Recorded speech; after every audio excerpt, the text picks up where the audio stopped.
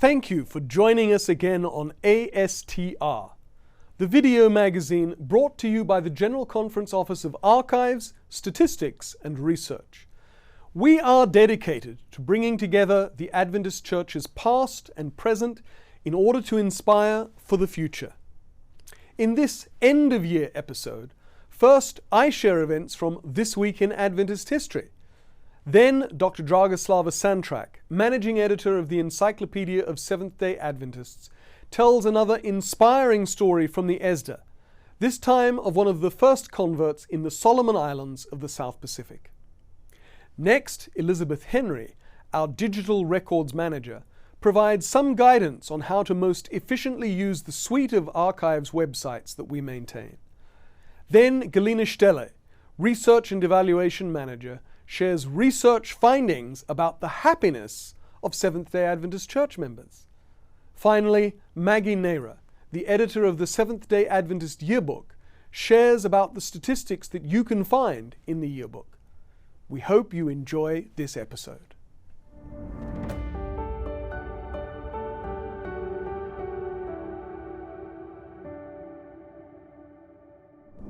Welcome to This Week in Adventist History.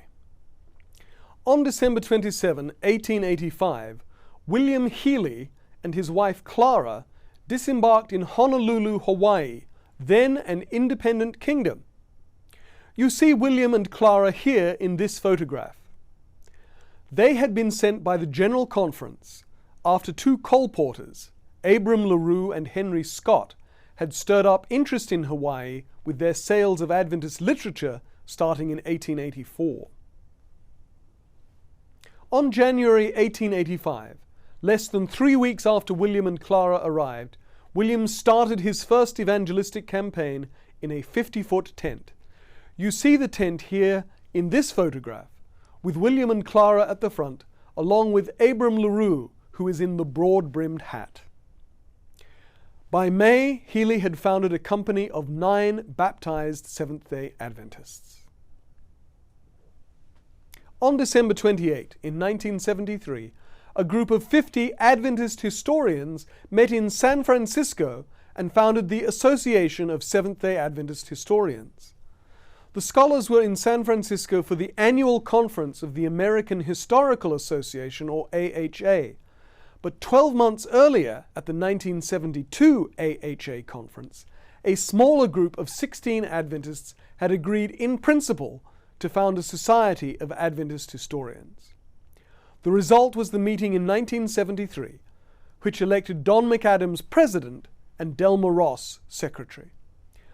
The Association of Seventh-day Adventist Historians met annually for a decade or so, then became moribund, then was refounded, and since 1995 has held a conference every 3 years. Most recently, it met in April 2023, earlier this year, at Southern Adventist University. On December 29, 1886, in the city of Auckland, New Zealand, a young American Adventist missionary, Arthur G. Daniels, who you see here, began the first public evangelistic Adventist series in the island country. By May 1887, a Sabbath school of 78 members had been organized, and in October, 67 church members were organized in Auckland, just the second Adventist local church in New Zealand. The members soon constructed the first Adventist church building in the country, the first to be built in the Southern Hemisphere for use as a Seventh-day Adventist church. And 2 years and 361 days later, on December 25, Christmas Day 1889, a new Seventh-day Adventist church building was dedicated in the town of Napier, New Zealand. This was one outcome of an evangelistic series conducted in Napier by Arthur Daniels, working with Robert Hare, the first New Zealander ordained as an Adventist minister. Hare and Daniels began their series in a big tent on October 29, 1888. The end result was that a church of 28 members was established, who dedicated their building on Christmas Day, 1889. That was This Week in Seventh-day Adventist History.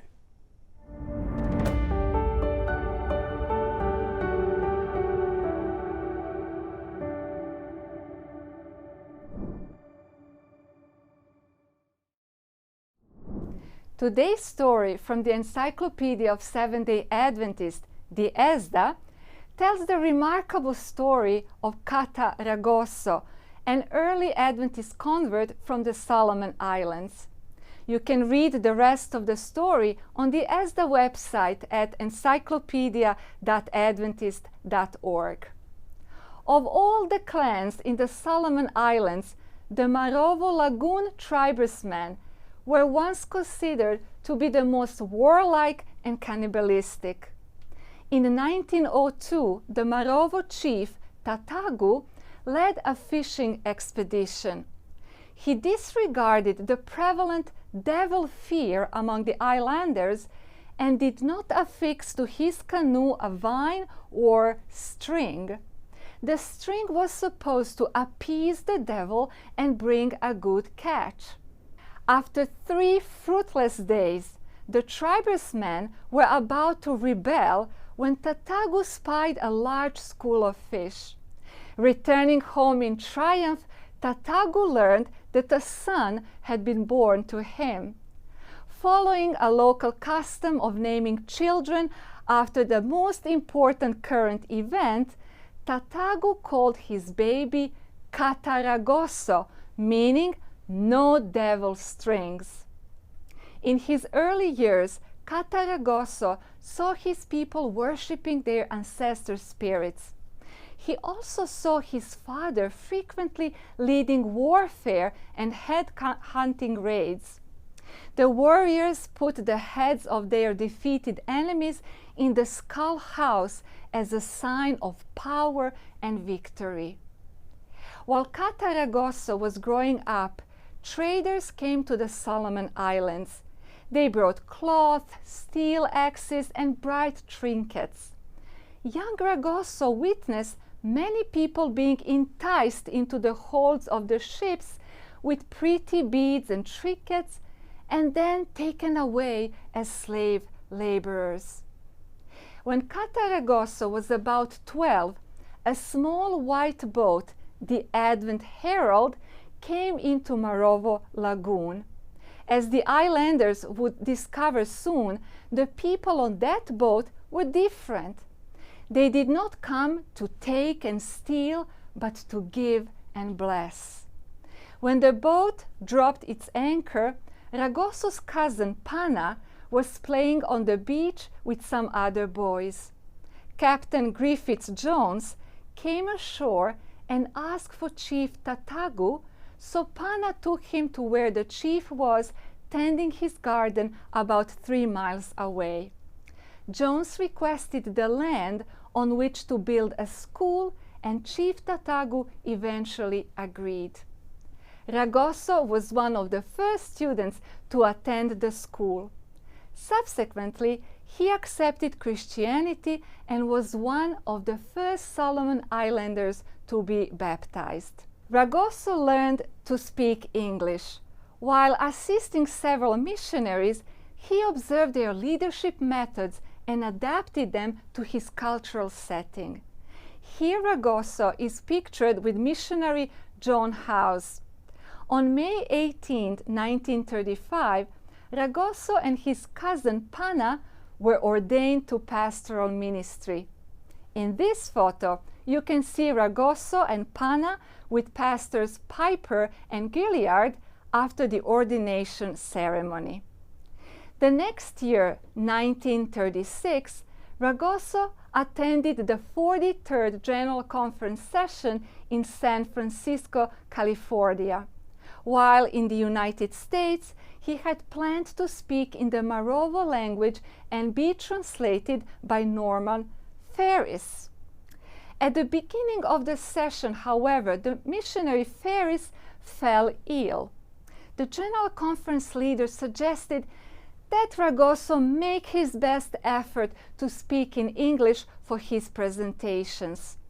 He was hesitant, but after praying about it, agreed to try.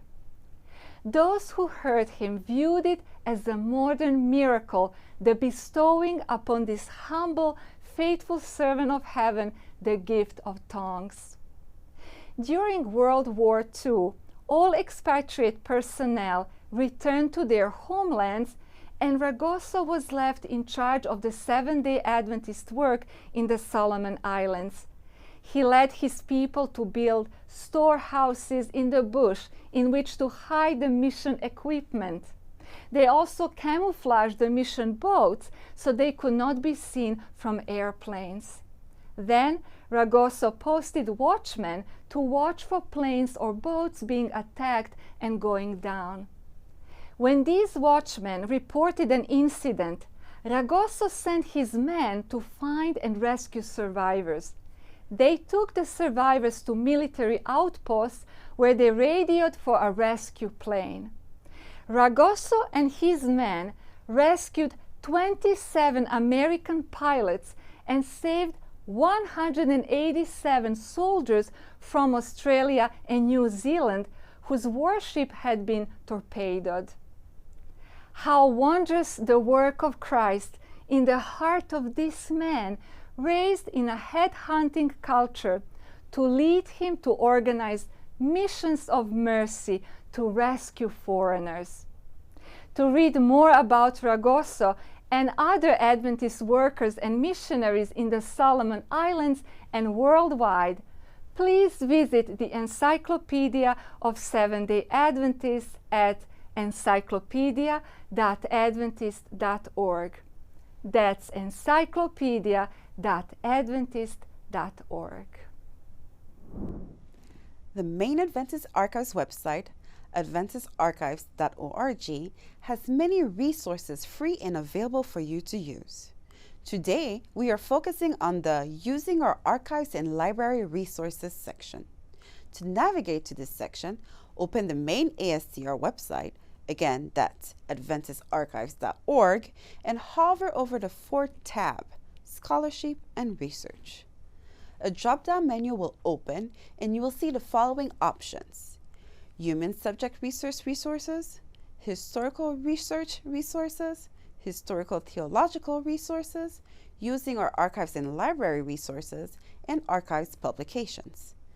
Each of these sections have a variety of useful material that you can access and peruse at any time. Click on Using Our Archives and Library Resources. You will see a landing page with several different options. Here is a brief overview of these sections. Up first is Visiting the Adventist Archives. In this section, people can find out how in-person research visits work at the Adventist Archives. The information here includes how to prepare for a visit, how to set up a research visit, and how to determine your next steps after a visit, or in the unfortunate case that an in-person visit is presently not possible. Then there is a link to our online archives, documents.adventistarchives.org. The development of the Seventh-day Adventist Church can be traced through the church's records, which include legal instruments, minutes, reference files, reports, correspondence, publications, recordings, film, video and audio tapes, and photographs. The online archives marks the beginning of an effort to place some of the archives and libraries' most referenced materials online and make them easily accessible to those seeking to use them. Yet, even though the online archives has 1.75 million pages of content, only a fraction of the minutes, reference files, correspondence, reports, publications, recordings, photographs, and other audiovisual materials held in the archives and library have been digitized and made available to everyone through our online archives. So, next comes a link to our catalog, which is intended to provide a broad overview of what can be found in our vaults and on our shelves, and allow researchers to get an idea of what we have beyond what is on the online archives, especially as they prepare for a visit to the archives and library. After that comes the section on ASTR finding aids. Now, you may be wondering, what is a finding aid? They are guides to a specific collections of enduring value within the General Conference archives and the Reebok Memorial Library, containing descriptions, typically consisting of contextual and structural information about the collection. This information can be at the collection, folder or item level. These finding aids are posted as the collections are processed and the aids are created, so this section will be regularly updated with new finding aids. We have two types of collections in this section: personal collections and manuscript collections. Personal collections, which belong to the General Conference archives, may include correspondence, photographs, artifacts, or other records created by someone working in or for a department, office, corporation, or service of the General Conference of Seventh-day Adventists and came to the archives via the Record Center or through later donations. Presently, we have 2 completed finding aids on the website, with a 3rd soon to come. Manuscript collections belong to the Reebok Memorial Library as part of its special collections, and they may include correspondence, photographs, manuscripts, artifacts, and other personal records typically donated to the special collections by individuals or entities. Many of these collections are smaller than the archive's personal collections. We presently have 7 completed finding aids on the website, with more to come in the future. Whether it's part of the General Conference archives or the Reebok Memorial Library, each finding aid is viewable in the browser and downloadable for your convenience. After the finding aid section comes the last section, citing materials. In this section, we have our recommended citation style guide available for people wanting to thoroughly and appropriately cite materials from the General Conference archives and Reebok Memorial Library. After all, one of the first principles of both records management and historical research is that if one can't find it, it's as good as lost. What that means is that records managers and archivists label boxes and keep track of where material is stored, and historians and other researchers cite their sources in such a way that others who come after them can also find those materials. As there are some unique file types within our holdings, we thought it would be useful to see our suggested citation formats for those files. You'll find that in the Citation Style Guide. As you can tell from this brief dive into a single section of AdventistArchives.org, our main website has a plethora of resources for anyone seeking to access and use material from the Adventist archives. So, take a moment to visit the website today. Go to AdventistArchives.org. Welcome to Adventist Research. Have you ever wondered if Adventists are happy and grateful people? The 2017-18 Global Church Member Survey asked these questions. A vast majority of respondents, 88%, reported that they were happy to one extent or another, with 44% being very happy and 45% of them rather happy. A very few, less than 2%, admitted that they were not happy at all. It is a significant finding regarding Seventh-day Adventists around the world. While the scores of happiness in most divisions clustered between 87 and 91%, in 2 divisions, the Northern Asia Pacific and North American divisions, the combined scores on very happy and rather happy went up to 93%. 2 other divisions showed the highest percentage of those who reported being very happy. The Southern Asia Pacific division, with more than half, 57% members being very happy, followed closely by the West Central Africa division, with 54% saying they considered themselves very happy people. The same survey asked respondents if they had more often a sense of gratitude during the past year.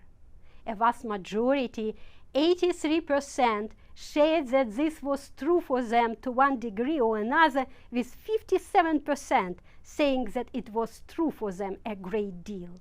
Only about 1 in 8 respondents, 12%, were neutral, and a small percentage disclosed they did not feel a sense of gratitude during the last year.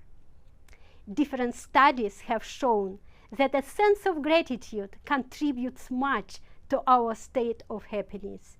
Being grateful for small and big things and giving thanks makes us happier.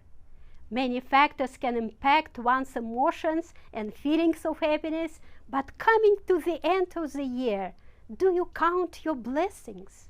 And do you keep your eyes fixed on Jesus, the author and finisher of our faith, who is the only source of true happiness, joy, peace, and hope? Visit www.adventistresearch.info website for more information on findings from this and new 2022-2023 Global Church Member Survey and other global research projects. Welcome to a new segment from the ASTR Data Collection and Publication team. In this episode, we will briefly touch on the statistics published in the yearbook and how we collect and calculate those. In the latest 2023 yearbook, you can find mid-year 2021 world statistics in the areas of membership and employees, mission work, education, food industries, health ministries, humanitarian work, media centers, publishing work, and tithe and offerings. These statistics are provided by the editor of the annual statistical report. In addition, statistics on the number of primary schools in each division as of the end of 2021 can be found at the end of the educational institutions section in the current yearbook. And lastly, statistics gathered from the annual statistical report, such as the number of countries, ordained ministers, churches, companies, church membership population, and population per member ratio, both inside and outside the 1040 window, can be found in the Global Mission Table 3 section in the yearbook. A map depicting the countries and areas of the world which comprise the 1040 window can be found in this same section of the yearbook. The organizational data name changes in the yearbook directly affect entity names listed in the annual statistical report, just as the statistical information in the yearbook comes directly from the annual statistical report. Both documents need to be as consistent and accurate as possible to showcase the information gathered from our worldwide church presence. For more information on world statistics of the Seventh-day Adventist Church, go to www.adventiststatistics.org. That's adventiststatistics.org. And to explore and find more information on the Adventist Yearbook, visit www.adventistyearbook.org. That's adventistyearbook.org. At this season of the year, when we feel gratitude for the first advent of our Lord and Savior Jesus Christ, we in the Office of Archives, Statistics and Research feel particularly grateful to all of you who have watched ASTR now for a full calendar year. Thank you for joining us in this journey.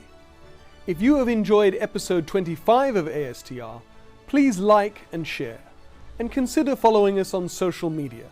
We are active on Facebook, on X, which used to be Twitter, and on Instagram. And please accept the best wishes of all of us in the Office of Archives, Statistics and Research for a blessed Christmas. Join us again in the new year. God bless.